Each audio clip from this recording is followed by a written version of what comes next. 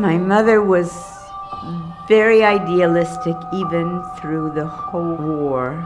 She taught me to be kind and to forgive, although that's really hard to do. Here is my ring, which has given me more than joy. It gave me a feeling of belonging. My name is Dana Schwartz. This is a story of 3 rings. One day in Poland, in Lvov, I watched the nanny when she was busy talking. I crept up and I walked over the wire and I picked the daisy. And as I picked the daisy, I heard a tremendous boom. And I thought, oh, God is angry with me. I'd done something very wrong. And a man with a big white dog ran past us and said, go home, the war has started. I knew I had started the war. One day, there was a knock on the door. I was about 6. And there stood this gorgeous, tall, handsome German soldier of high rank. And he wanted to see our house. But he walked and looked around and said, aha, very nice. Mommy, they like our house? Shh, my mother said. They looked at Mother and said, yes, be out in a half hour, and you can each take a small bag.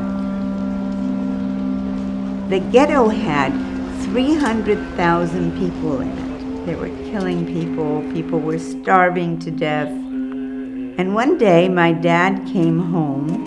He said, it's very bad news. There is an action coming.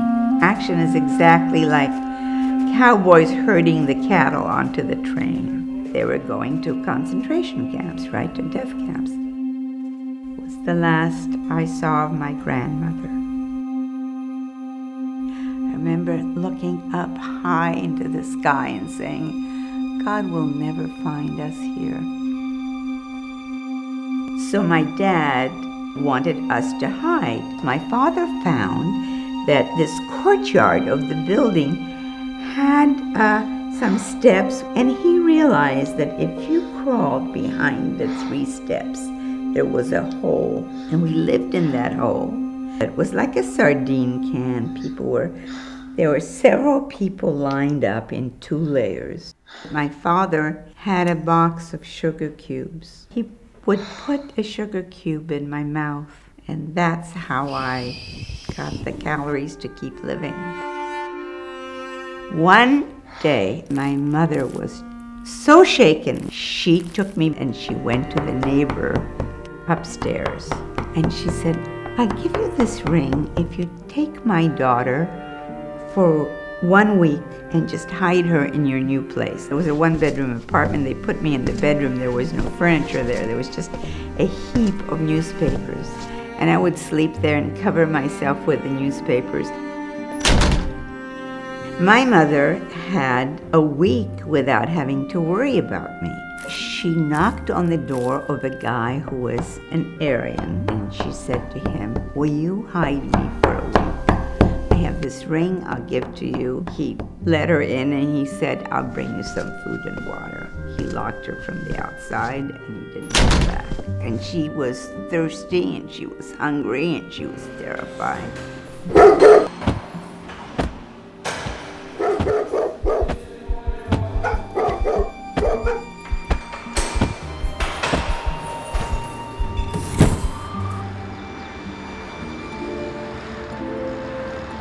So a week went by, and my mother was in the hole when I walked down. And I was so happy to see her again.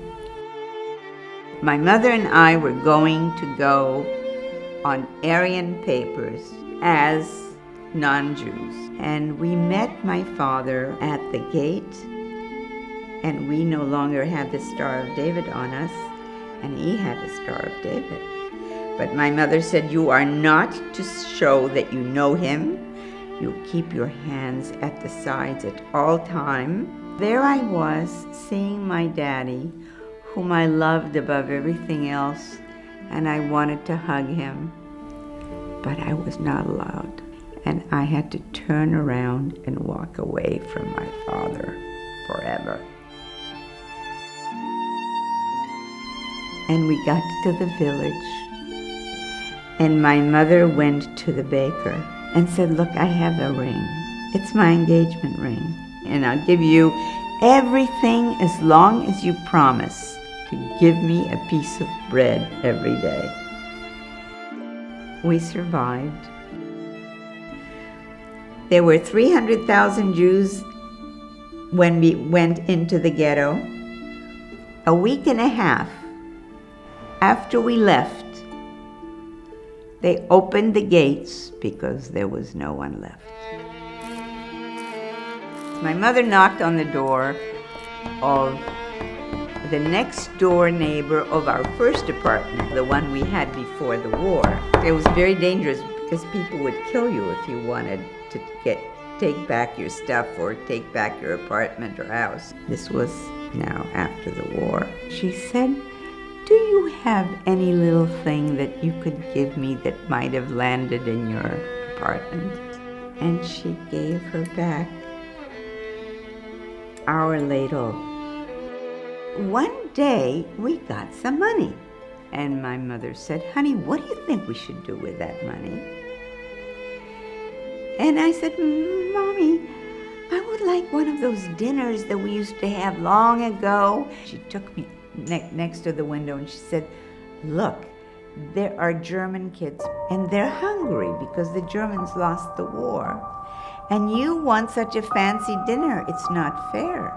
And I said, Mommy, their daddy killed my daddy. I don't want to share. And the next day she made a huge soup. And she walked downstairs and she said to all the German children, is anybody here hungry? And by golly, they all came. And I wonder if my dad would have taught me the same thing. But I learned it from my mother.